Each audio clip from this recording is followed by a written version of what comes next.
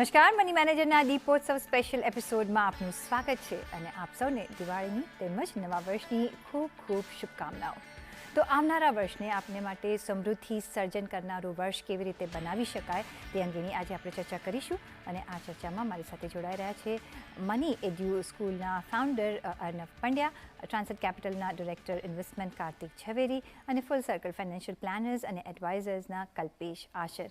આપ સર્વેનું ઘણું સ્વાગત છે આજના એપિસોડમાં અને first of all happy Diwali, happy new year. આ આખું વર્ષ, નવું વર્ષ આપણું બધાનું સારું જાય, પ્રોસ્પેરિટી, ગુડ હેલ્થ અને ગુડ વેલ્થ. અને એના માટે જ એક આપણે ગુડ વેલ્થના માટે કઈ રીતે મેળવી શકાય એના માટે જ આપણે આજે આ શો કરી રહ્યા છે કે નવા વર્ષમાં કઈ રીતની સ્ટ્રેટેજી વાપરવાની રહેશે, કઈ રીતનું ઇન્વેસ્ટમેન્ટ કરવાનું રહેશે, જેથી જે અત્યારે ટેસ્ટિંગ ટાઈમ્સ ચાલી રહ્યા છે એમાં આપણે કઈ રીતે રિટર્ન્સ મેળવી શકીએ.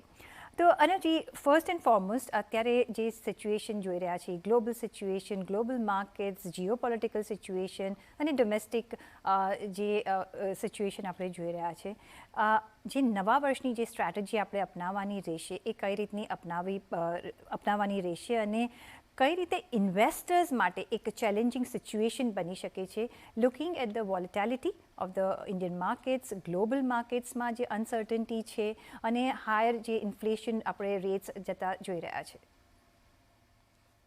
પહેલા તો મની મેનેજરની આખી ટીમ અને આપ આપના સૌ દર્શકોને દિવાળીની શુભકામનાઓ. હવે જ્યારે આપણે આખા વર્લ્ડ વાઇડ ઇકોનોમિક સિચ્યુએશન જોઈએ તો એક વસ્તુ બહુ સ્પષ્ટ છે કે ચાલુ વર્ષ અને ખાસ કરીને હવે આવતું જે વર્ષ છે એમાં અનેક એવી પરિસ્થિતિ ઊભી થશે જેને લઈને નિવેશકોએ બહુ ધ્યાન રાખવાનું રહેશે. એટલે ફોર એક્ઝામ્પલ, જે આપણે જોઈ રહ્યા છીએ કે ઘણા સમયથી દુનિયાભરમાં ઇન્ફ્લેશનની જે સમસ્યા છે તે ઇમિડિયેટ ફ્યુચરમાં ઓછી થતી દેખાતી નથી, કારણ કે જે રીતે દુનિયાભરની ઇકોનોમીઝમાં ઇન્ફ્લેશન એન્ટ્રેન્ચ થઈ ગયું છે એનાથી એવું લાગે છે કે હજી દુનિયાની સેન્ટ્રલ બેંક્સે રેટ્સ વધારવામાં વધુ પ્રયાસ કરવો પડશે, ત્યાર પછી જ ધીમે ધીમે ઇન્ફ્લેશન કંટ્રોલમાં આવશે. આ ઉપરાંત જે જીઓપોલિટિકલ સિચ્યુએશન દેખાઈ રહી છે કે એક બાજુ છે રશિયા અને યુક્રેનનું યુદ્ધ જે સમાપ્ત થવાનું કોઈ નામ નથી લઈ રહ્યું, અને બીજી બાજુ જે ચાઇના, તાઇવાન એનું પણ જે ટેન્શન છે એ બધું ધ્યાનમાં રાખીને એક વસ્તુ સ્પષ્ટ છે કે જે કમોડિટી પ્રાઇસીસ છે, ખાસ કરીને ઓઇલ અને યુરોપમાં જે પ્રકારનું શટડાઉન થઈ રહ્યું છે કારણ કે ત્યાં એનર્જી પ્રાઇસીસ બહુ ઊંચા છે, એ બધાને લીધે જે પ્રાઇસીસ છે એ કંટ્રોલમાં નથી આવ્યા, એને લીધે ઇન્ડસ્ટ્રીયલ આઉટપુટને પણ અસર થશે. આ બધાની અસર ઓવરઓલ કંપની પર પડે છે અને નિવેશ પર પડે છે. એટલે જ્યારે એક બાજુ ચેલેન્જીસ દેખાય છે, મારા પ્રમાણે આ એક ઓપોર્ચ્યુનિટી છે ભારતીય નિવેશકો માટે, અને એ પાછળ બે મુખ્ય કારણ છે. એક તો એ કે ભારતની જે અર્થતંત્ર છે, ઇકોનોમી છે, તે દુનિયાની અનેક બીજી મોટી અર્થતંત્ર કરતા સારી સ્થિતિમાં છે, ઇન ધ સેન્સ કે આપણે એક લોકલ ડિમાન્ડ ઇકોનોમીને ડ્રાઈવ કરી રહી છે અને એટલા માટે જ આપણે એટલી બધી તકલીફ નહીં પડે ઇકોનોમીમાં as compared to other nations. બીજી બાજુ એ છે કે ઊંચો વ્યાજ દર જે વધી રહ્યો છે એનાથી ઇકોનોમિક ગ્રોથ પર તો અસર પડશે થોડો, પણ જે ફિક્સ્ડ ઇન્કમ ઇન્સ્ટ્રુમેન્ટ્સ છે એના પર જે વ્યાજ દરનો વધારો છે આ એક ઓપોર્ચ્યુનિટી આપે છે રોકાણકારોને કે તે આગલા અનેક વર્ષો માટે ઊંચા વ્યાજના દરે તેમનું રોકાણ લોક ઇન કરી દે, જેને લીધે એટલીસ્ટ ફિક્સ્ડ ઇન્કમનો એમનો જે પોર્ટફોલિયો હોય એમાં એમને લાભ થાય.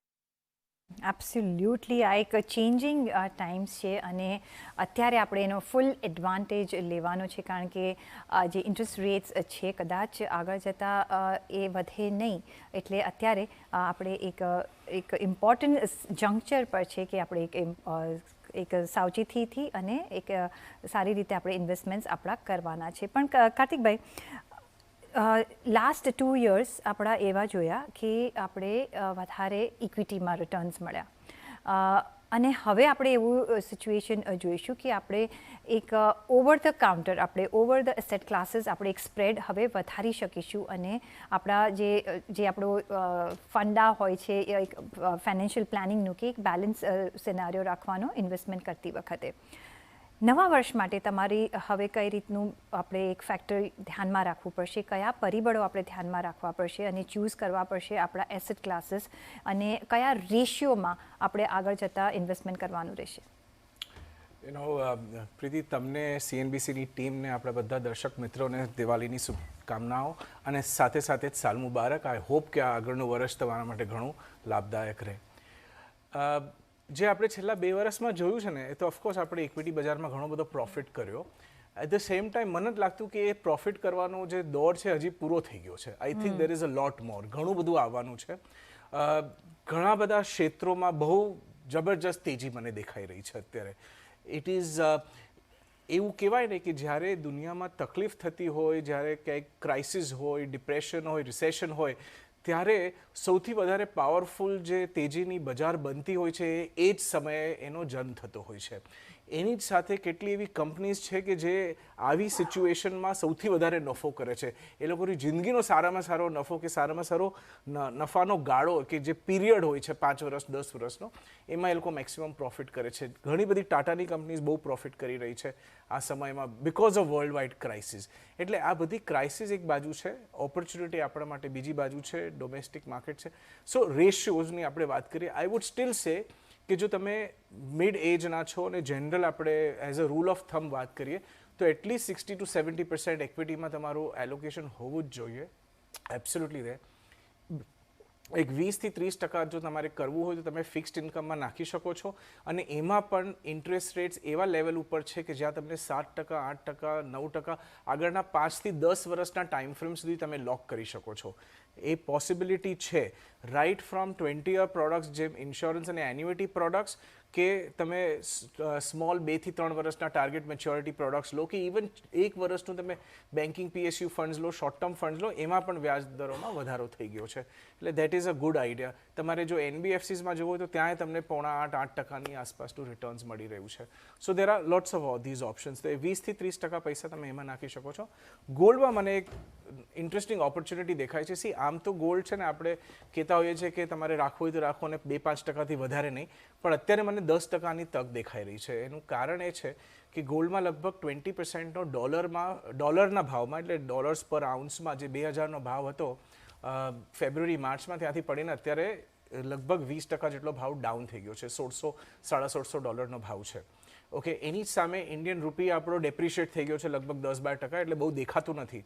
પણ જ્યારે આ વર્લ્ડ વાઇડ આખા દુનિયામાં જ્યારે આ ઇન્ફ્લેશન થોડું સ્ટેબિલાઇઝ થશે, જ્યારે ઇન્ટરેસ્ટ રેટ્સ નવી સાયકલ ચાલુ થશે, એટલે 6-8 મહિના પછી જ્યારે કટ થવાની ચાલુ થશે, ત્યારે ગોલ્ડમાં સડનલી એક બહુ મોટો તમને રેલી દેખાઈ જશે. એટલે ઓલરેડી જ્યારે ફોલ છે, બહુ જોરથી ને બહુ જલ્દબાજીમાં નહીં નાખવા પૈસા, પણ ધીરે ધીરે તમે ગોલ્ડમાં પણ થોડું બનાવી શકો છો.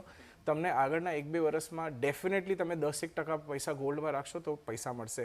કમોડિટીઝમાં વર્લ્ડ વાઇડ પ્રોબ્લેમ છે. ઇન્ફ્રાસ્ટ્રક્ચર, કમોડિટીઝ, ખાલી ગોલ્ડ ને સિલ્વર નહીં, બટ સિમેન્ટ અને શુગર અને એ બધી કમોડિટીઝમાં પણ તમે ઇન્વેસ્ટ કરી શકો છો. કમોડિટી ફંડ્સમાં ઇન્વેસ્ટ કરી શકો છો. સેક્ટર ફંડમાં જવાનો સમય છે. એટલે ઘણી બધી એવી ઓપોર્ચ્યુનિટીઝ છે તમારી સામે.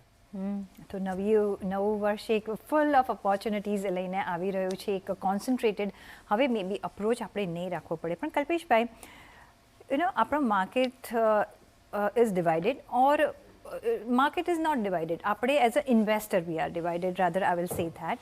આપણે એક નેચર આપણો ઇન્વેસ્ટરનું બી છે અને એક નેચર આપણો ટ્રેડરનો બી છે, અને એ બેલેન્સ કરવું પડશે. અને તો આગળ જતાં તમને શું લાગે છે, એક ઇન્વેસ્ટર માર્કેટ થઈને રહેશે કે ટ્રેડર માર્કેટ રહેશે? શું ટ્રેડર્સને કોઈ ઓપોર્ચ્યુનિટી મળશે કે નહીં? અને બીજો સિનારિયો, જે ઇન્ફ્લેશન બીટિંગ જે આપણે રિટર્ન્સ જોતા હોઈએ છીએ, એ કયા એવન્યુઝમાંથી મળશે? બિકોઝ આપણે યુઝ ટુ થઈ ગયા છે હાઈ રિટર્ન્સથી. તો કઈ રીતે ઇન્ફ્લેશનને પણ બીટ કરી શકાય ને આપણા રિટર્ન્સ પણ આપણે મેક્સિમાઇઝ કરી શકાય અને આપણા ફંડ્સને પણ આપણે એક બેલેન્સ્ડ અપ્રોચ આપી શકીએ? થેન્ક યુ પ્રીતિ. અને સૌથી પહેલાં તો CNBC બજારના બધા દર્શકો અને તમને પ્રીતિ અને તમારી ટીમને દિવાળીની ખૂબ ખૂબ શુભકામનાઓ. અને હેલ્થ વેલ્થને ધ્યાનમાં રાખીને આપણે બધા એકદમ સમૃદ્ધ થઈએ એવી જ બધાને એક ઈચ્છા છે. જે તમારો પ્રશ્ન છે પ્રીતિ, કે સૌથી પહેલાં તો એ કહેવા માંગીશ કે ઇન્વેસ્ટર અને ટ્રેડર એક મોટું એક અસમંજસ છે, એક ડાયલેમા છે. જી. કેમ કે જે વ્યક્તિ પોતે પોતાની એક રોકાણની જે જર્ની છે એ ઘણા વખત સ્ટાર્ટ કરે કે હું ઇન્વેસ્ટર બનીને સ્ટાર્ટ કરીશ, અને જો બુલ માર્કેટ હોય તો એ ઓટોમેટિકલી એટલો એક્સાઇટ થઈ જાય કે એ ટ્રેડિંગ કરવા લાગે. હા.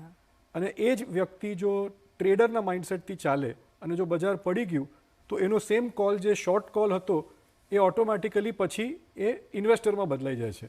તો એ તફાવત નથી રહેતો અને એ અસમંજસ ચાલુ જ રહે છે કે હું પોતે ઇન્વેસ્ટર છું કે ટ્રેડર, અને એમાં નુકસાન એના પોર્ટફોલિયોનું થાય છે. So that is very important કે તમે જ્યારે તમારી રોકાણની જર્ની સ્ટાર્ટ કરો ત્યારે તમારું માઇન્ડસેટ શું છે અને તમારી રોકાણની કેટલી ક્ષમતા છે એ જોઈને ચાલો. As a old school of thought, always investor will make more money. અને જે વેલ્થ ક્રિએશન છે, જે આપણે એક મોટી જમાપૂંજી આપણે ભેગી કરીએ છીએ, એ ઓલવેઝ એક ઇન્વેસ્ટર માઇન્ડસેટથી થતી હોય છે, ના કે રોકાણથી. રોકાણથી તમને થ્રિલ મળી શકે, જે એક રોચકતા છે તમને ઇન્વેસ્ટમેન્ટ કરવાની, એ તમને મળી શકે. બટ જે બિગ મની છે એ ઓલવેઝ એક ઓલ્ડ સ્કૂલ ઓફ થોટથી, એક ઇન્વેસ્ટરના માઇન્ડસેટથી બનતી હોય છે.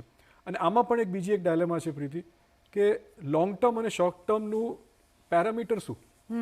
ઘણા માટે લોંગ ટર્મ કહે છે કે હું 1 વર્ષ ટકી ગયો તો બહુ થઈ ગયું, જી. અને ઘણા માટે શોર્ટ ટર્મ કહે કે હું લગભગ 3 વર્ષ સુધી તો છું. એટલે આ એક બીજું એક નવો એક માપદંડ છે. લોંગ ટર્મનું ડેફિનેશન બધા માટે અલગ અલગ હોય છે. એટલે અહીંયા અમે એક સિમ્પ્લિફાય કરીએ છીએ ફાઇનાન્શિયલ પ્લાનિંગની દ્રષ્ટિએ. જે તમારા ફાઇનાન્શિયલ ગોલ્સ છે 5 વર્ષથી ઉપરના, એ બધા લોંગ ટર્મના હોવા જોઈએ.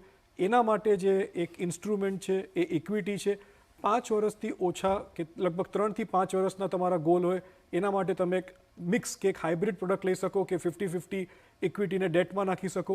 બટ શ્યોરલી 3 વર્ષથી ટૂંકા સમયગાળાના તમારા જે પણ લક્ષ્ય છે, નાણાકીય લક્ષ્ય છે, એના માટે તમે ઇક્વિટીમાં પૈસા નહીં નાખતા, ડેટ પ્રોડક્ટ્સ એ તમારા માટે એકદમ સુટેબલ રહેશે.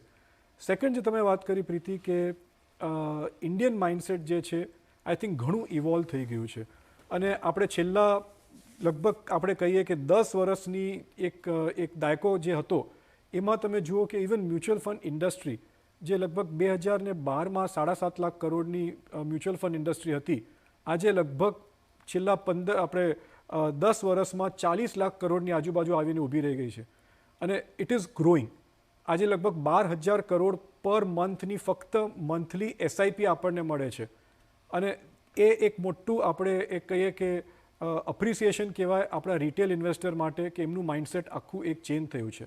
અને થર્ડ પાર્ટ જે છે તમારું ઇન્ફ્લેશનનું, એનું એક સિમ્પલ એક મેથેમેટિક્સ સમજાવવા માંગીશ કે આજે જો તમારું ઇન્ફ્લેશન લગભગ 6 થી 7% ઇન્ફ્લેશન આપણે જોઈ રહ્યા છે આપણી સમક્ષ, કે જે આપણે કહીએ કે મોંઘવારીનો દર છે એ 7% છે. અને જો આપણે કોઈ પણ એવા પ્રોડક્ટમાં ઇન્વેસ્ટ કરીએ જે લગભગ આપણને 12% પણ એક કોન્ઝર્વેટિવ બેઝિસ પર વાર્ષિક રીતે આપણને ઇન્વેસ્ટમેન્ટમાં રોકાણનું એક રિટર્ન આપતું હોય, તો આપણું જે એકચ્યુઅલ રેટ ઓફ રિટર્ન છે એ લગભગ 4.5 થી 5% ગણાય. તો એ ખોટા ભ્રમમાં નહીં રહેવાનું કે હું ફક્ત મારું જે ઇન્કમ, જે મારી ઇન્વેસ્ટમેન્ટ છે એ સિક્યોર કરવા માટે 5-6 કે 7%ના કોઈ ઇન્સ્ટ્રુમેન્ટમાં નાખીશ. તમે ઇન્ફ્લેશન પણ બીટ નહીં કરી શકો. તમને એવો પ્રોડક્ટ જોઈએ કે જે તમને ઇન્ફ્લેશન લગભગ 4 થી 5%ને બીટ કરી શકે, એ તમારા હાથમાં એકચ્યુઅલ રેટ ઓફ રિટર્ન ગણાશે. સો આઈ થિંક એ એક સમરી આખી inflation versus real rate of રિટર્નનું તમને ગણતરી કરી આપશે.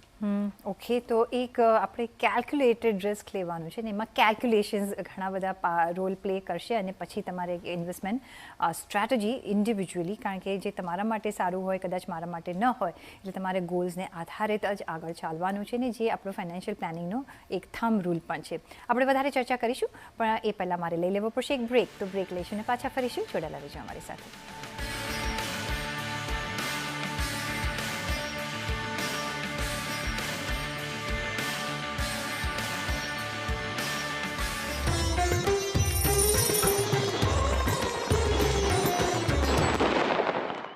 બ્રેક પછી આપનું સ્વાગત છે, અને નવા વર્ષમાં આપણે ઇન્વેસ્ટમેન્ટ સ્ટ્રેટેજી શું રાખવાની છે એની આજે આપણે ચર્ચા કરી રહ્યા છીએ. તો અનવજી, આપણે જેમ કલ્પેશભાઈએ કહ્યું કે એક યંગસ્ટર્સ હોય છે એમને, અને જો માર્કેટમાં તમે જો ઇન્વેસ્ટ કરતા હો છો તો એક થ્રિલ હોય છે, જે ટ્રેડર્સ હોય છે એને એક થ્રિલ હોય છે. પણ આપણે જે કોવિડનો સમય જોયો એમાં લાસ્ટ 2 વર્ષમાં જોયું કે ઘણા બધા નવા ઇન્વેસ્ટર્સ માર્કેટમાં હવે એન્ટ્રી કરી ગયા છે અને એમાં બી ખાસ કરીને યંગર જનરેશન એક ખાસું માર્કેટમાં એક્ટિવ છે અને એ લોકોને ડેટ ઇન્સ્ટ્રુમેન્ટ્સ કે એ કોઈ જાણતા નથી કારણ કે એ લોકોનો રિસ્ક એપેટાઇટ ઘણો મોટો હોય છે અને એ લોકો રિસ્ક લેતા હોય છે. ગોઈંગ ફોરવર્ડ કઈ રીતની તમે એડવાઇસ આપશો યંગર જનરેશનને ઇક્વિટી માર્કેટમાં કઈ રીતે રોકાણ કરવું જોઈએ? બિકોઝ યંગ બ્લડ છે તો હજી એમને એટલો બધો એક્સપિરિયન્સ નથી માર્કેટનો, તો ગોઈંગ ફોરવર્ડ કઈ રીતે તમે એડવાઇસ કરશો? જો કોઈ પણ ઇન્વેસ્ટર હોય, યંગ હોય કે ઇવન એક્સપિરિયન્સ ઇન્વેસ્ટર હોય, એક વસ્તુ સમજવી બહુ જરૂરી છે કે over a period of time જો તમે ઇક્વિટીમાં કન્સિસ્ટન્ટલી નિવેશ કરતા હશો તો તમને અમુક વાર સક્સેસ પણ મળશે, પણ એ જોડે એવા અનેક સમય હશે કે જેમાં તમારી બધું પ્લાનિંગ, તમારું બધું જે પોર્ટફોલિયોનો સિલેક્શન છે એ પ્લાન મુજબ ચાલે નહીં.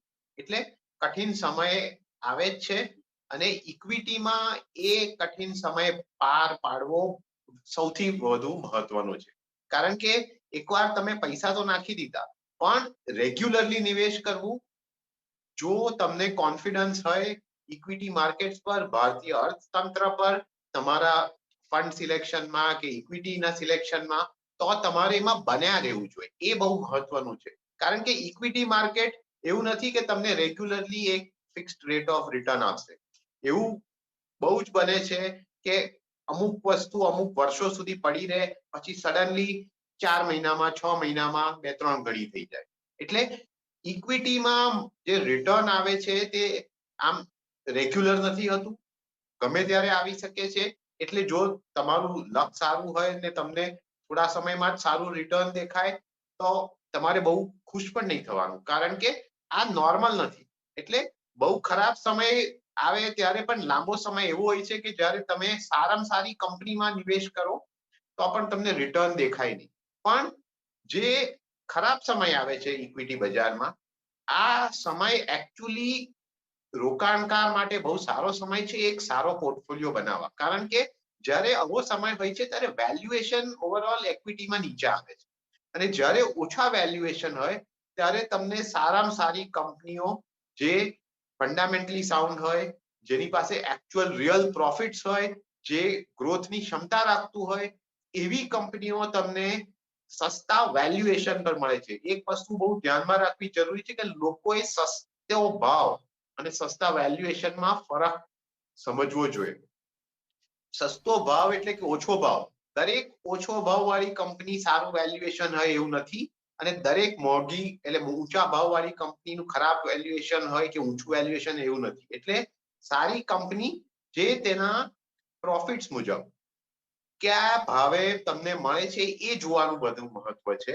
અને એટલા માટે જ જ્યારે બજારમાં ટફ ટાઈમ્સ આવે છે ત્યારે તમને સારી કંપનીઓ સારા વેલ્યુએશન પર મળે છે અને આ સમયે જો તમે પોર્ટફોલિયો બનાવો છો તો જ્યારે ટાઈડ બદલાય છે, એટલે કે આખો ટ્રેન્ડ બદલાય છે બજારનો અને સુધારો થાય છે, પછી તેજી આવે છે, ત્યારે તમને દેખાશે આ આખા સમયનો ફાયદો.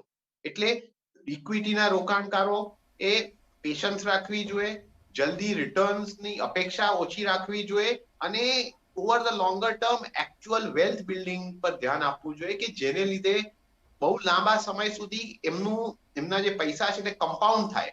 કારણ કે એ કમ્પાઉન્ડિંગ થી તમને અનેક ઘણા પૈસા તમારા થઈ જશે. જી જી, તો એક કમ્પાઉન્ડિંગ ફેક્ટર એક મોટો રોલ પ્લે કરતો હોય છે આપણા કેપિટલ અપ્રિસિએશન માટે. પણ કાર્તિકભાઈ, એક બીજો ક્લાસ એવો છે કે ડિરેક્ટ ઇક્વિટીમાં ન જતા કે ડિરેક્ટ ડેટમાં ન જતા મ્યુચ્યુઅલ ફંડ એક પ્રિફર કરતું હોય છે. અને આપણે જે જોયું છે કે એસઆઈપી થ્રુ કેટલું બધું ફંડ આવી રહ્યું છે અને મેક્સિમમ ત્યારે આપણે હાઈએસ્ટ લેવલ પર છે મ્યુચ્યુઅલ ફંડમાં રોકાણ કરવાના જો ફિગર્સ જોઈએ તો કઈ રીતે તમે મ્યુચ્યુઅલ ફંડ રોકાણકારોને એડવાઇસ કરશો? કઈ કેટેગરીઝમાં ઇન્વેસ્ટ કરવું જોઈએ? જે લોકો કરે છે, જે એસઆઈપી કરે છે, largely mid cap, blue chip, focus ટાઈપના ફંડ્સમાં હોતું હોય છે. પણ બેઝિકલી મ્યુચ્યુઅલ ફંડમાં તમારી પાસે ઘણી બધી ચોઇસ છે, બધી ચોઇસ સરસ રીતે વાપરો. ફોર એક્ઝામ્પલ, મ્યુચ્યુઅલ ફંડમાં આજે તમને સેક્ટોરલ ફંડ્સ બને છે ને, એ જોયું છે મેં કે ઘણા બધા નિવેશકો છે ને સેક્ટર ફંડ્સ નથી વાપરતા. જનરલી લોકોની ઈચ્છા શું હોતી હોય છે કે મને ટોપ કઈ 3 લાર્જ કેપ ફંડ્સ આપો, મિડ કેપ ફંડ્સ આપો, સ્મોલ કેપ ફંડ્સ આપો વગેરે. પણ તમે જો સેક્ટર ફંડ્સ જોવાનું ચાલુ કરો તો સેક્ટર ફંડ્સમાં ઘણી બધી વસ્તુઓ તમને દેખાય છે. ઓકે, સેક્ટર ફંડ્સમાં તમને શું દેખાય છે કે તમારી પાસે કમોડિટીઝ ફંડ છે, તમારી પાસે FMCGનું ફંડ છે, તમારી પાસે ફાર્માસ્યુટિકલ્સનું ફંડ છે. હવે ફોર એક્ઝામ્પલ 2020ના ટાઈમે ફાર્માસ્યુટિકલ ફંડમાં જો પૈસા નાખ્યા હોત તો ત્યાં બેફામ તમને પૈસા મળી ગયા હોત. એક વર્ષમાં લગભગ 70-80% રેલી થયેલી. સેમ વસ્તુ કમોડિટીઝ ફંડમાં લાસ્ટ થોડોક સમય સુધી રેલી થયેલી, પાછી એમાં રેલી ચાલુ થશે. પછી તમને FMCG એરિયા છે, FMCGમાં કન્ઝ્યુમર ડિમાન્ડના હિસાબે તમને રેલી મળશે. એટલે અકોર્ડિંગ ટુ મી તમે બાકી બધી જગ્યા પર ઇન્વેસ્ટમેન્ટ જરૂરથી કરો. તમે તમારો લાર્જ કેપમાં ભલે 20-30% પૈસા રાખો, 20% મિડ કેપમાં, સ્મોલ કેપમાં, પણ તમારા પોર્ટફોલિયો જે તમે મ્યુચ્યુઅલ ફંડમાં રાખવાના છો, જે ઇન્વેસ્ટ કરવાના છો, એના 1/3 પૈસા એટલી સેક્ટર ફંડ્સમાં પણ રાખો. અને ફોર એક્ઝામ્પલ તમને કહી દઉં, અત્યારે જે વર્લ્ડમાં જે તકલીફ થાય છે અને જે ઇન્ફ્લેશન છે અમેરિકામાં અને યુરોપમાં, અને એ બધી જ જે અલગ અલગ ટાઈપના પ્રોબ્લેમ્સ છે, US માર્કેટ્સ, નેસ્ડેક અને અમેરિકન માર્કેટ્સ, ડાઉ જોન્સ, એ બધી પણ તમને અત્યારે 30%-40% ડિસ્કાઉન્ટમાં મળી રહી છે. ઇન્ટરનેશનલ ફંડ્સ બી તમે થોડા ઘણા ઇન્વેસ્ટ કરી શકો છો. તમને ખબર છે કે રૂપિયો ડેપ્રિશિએટ થાય છે, પણ ત્યાં જો માર્કેટ તમને સસ્તા ભાવમાં મળે, સસ્તા વેલ્યુએશનમાં મળે, તો ઇટ્સ અ ગુડ આઈડિયા કે તમે સારામાં સારી કંપનીઓ વર્લ્ડની નેસ્ડેકમાં, ડાઉ જોન્સમાં, NYSE ઉપર તમે ખરીદી શકો છો. ને ઇન્ડિયામાં જ કેટલા બધા મ્યુચ્યુઅલ ફંડ્સ છે, ETFs છે, જેના માધ્યમથી તમે અહીંયા બધે ઇન્વેસ્ટમેન્ટ કરી શકો છો. અને જ્યારે રિવર્સલ થશે ત્યારે તમને જબરજસ્ત પ્રોફિટ મળશે. એટલે I think all this things are worth considering. જી, તો કલ્પેશભાઈ, જે રીતે આપણે ઓફકોર્સ આપણા ડોમેસ્ટિક માર્કેટનો તો આપણે લાભ લેતા જ હોઈએ છીએ, પણ જે કાર્તિકભાઈએ કહ્યું કે આપણે ફોરેન માર્કેટ્સનો પણ લાભ લઈ શકીએ છીએ. પણ ગિવન ધ સિચ્યુએશન કે ત્યાં જો રિસેશન સેટ થાય છે અને જો લોંગર ટાઈમ માટે સેટ થાય છે, તો શું અત્યારે એક રાઇટ ટાઈમ છે ઇનિશિએટ કરવાનો? અને વીઝ જે બીજો મારો સવાલ છે કે હવે જે નવા વર્ષ માટે આપણે કઈ રીતની સ્ટ્રેટેજી બનાવવાની, કઈ રીતનું એલોકેશન રાખવાનું, શું મંત્ર રાખીને આપણે નવા વર્ષમાં એન્ટર થવાનું છે, જેથી આ જે ગ્લોબલ અનસર્ટન્ટી છે એનાથી આપણે કોપ અપ કરી શકીએ? ઓકે, સૌથી પહેલી વસ્તુ કે અગર તમે મને પર્સનલી પૂછો તો ઇન્ટરનેશનલ ફંડ્સમાં ડાયવર્સિફિકેશનના માધ્યમથી એક ઇન્વેસ્ટમેન્ટ કરવું હોય તો યસ, બટ ફોર પ્યોર આપણે કહીએ કે એક્સ્ટ્રા પ્રોફિટ્સ કે આલ્ફા જેને કહીએ તમારા પોર્ટફોલિયોમાં લાવવું હોય તો આઈ થિંક એ તક ઇન્ડિયામાં પણ આપણને મળી રહી છે.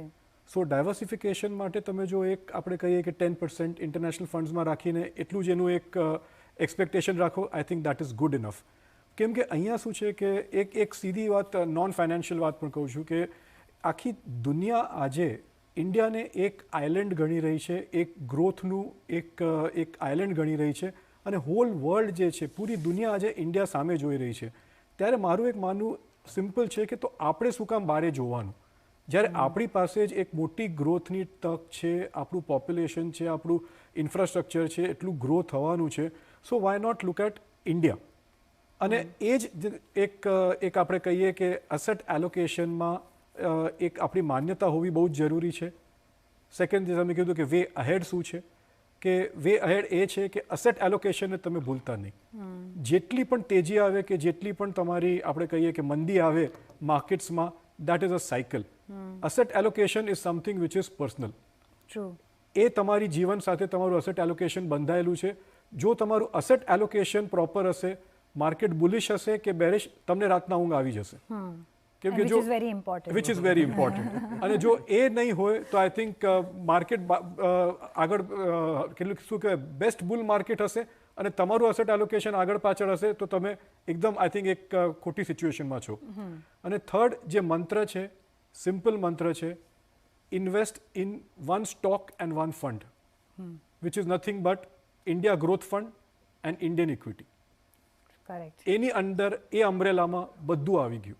કેમ કે જે ગ્રોથ મને લાગે છે પર્સનલી, અને આવું પેટ્રિયોટિક રીતે નથી કહેતો, હું એક ઇકોનોમિકલી પણ કહું છું કે જે ઓપોર્ચ્યુનિટીઝ આપણી પાસે છે, આપણું જે ગવર્નન્સ છે, અને જે રીતે આપણે આ એક આપણે કહે ને કપરા સમયમાં આપણી સિચ્યુએશન સંભાળી છે, જે એક ક્રાઇસિસમાં પોતાને સંભાળી શકે, એ તમે વિચાર કરો કે બુલિશ સ્ટેજમાં આપણે ક્યાં પહોંચશું.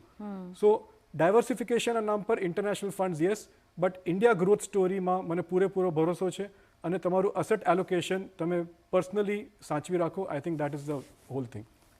એકદમ સાચી વાત કહી કલ્પેશભાઈ. ઇન્ડિયા ગ્રોથ સ્ટોરી અને ઇન્ડિયન ઇન્વેસ્ટરમાં આઈ થિંક આપણે ઘણો બધો ભરોસો રાખ્યો છે અને એના ફ્રૂટ્સ અત્યારે દેખાઈ રહ્યા છે. બિકોઝ એફઆઈઆઈસ પણ જો વિડ્રો થઈ રહ્યા છે, પણ અત્યાર સુધી આપણે રિટેલ ઇન્વેસ્ટરે માર્કેટ સાચવી રાખ્યું છે અને આગળ જતાં પણ સાચવશે. કારણ કે કન્ટિન્યુઅસ આપણે આઉટફ્લો જોઈ રહ્યા છીએ, પણ એમાં આપણે એઝ અ ઇન્વેસ્ટર શું કરવાનું છે, ગોલ્સને આધારિત આપણે રોકાણ કરવાના છે અને માર્કેટ તો ઉપર નીચે થશે, એમાંથી ગભરાવાનું નથી. આપણે દરેક વખતની ઓપોર્ચ્યુનિટી લેવાની છે, લોંગ ટર્મ માટે ઇન્વેસ્ટેડ રહેવાનું છે અને બીજા કોઈ કરે છે એ આપણે નથી કરવાનું. આપણે આપણા ગોલ્સ પ્રમાણે એક રોકાણ કરવાનું છે અને એમ્પલ આમાં પણ કરો આમાં પણ કરો એવી રીતે નહીં. તમે તમારા એક ગોલ્સ આઈડેન્ટિફાઈ કરી અને પ્રોડક્ટ્સ ચૂઝ કરી શકો છો અને આ જ મંત્ર આપણે આગળ જતાં રાખવાનો છે. અનવજી, કલ્પેશભાઈ અને કાર્તિકભાઈ, ઘણો આભાર તમારો અમારી સાથે આ નવા વર્ષની બિગિનિંગમાં જોડાવા બદલ અને આખું ગાઈડ થ્રુ આઉટ કરવા માટે. અને આઈ થિંક અમારા દર્શકોને ઘણો જ ફાયદો આમાંથી થવાનો છે. તો આની સાથે તમારો ઘણો આભાર અને મને પણ આપશો રજા. પણ જોડાયેલા રહેજો CNBC બજાર સાથે. નમસ્કાર.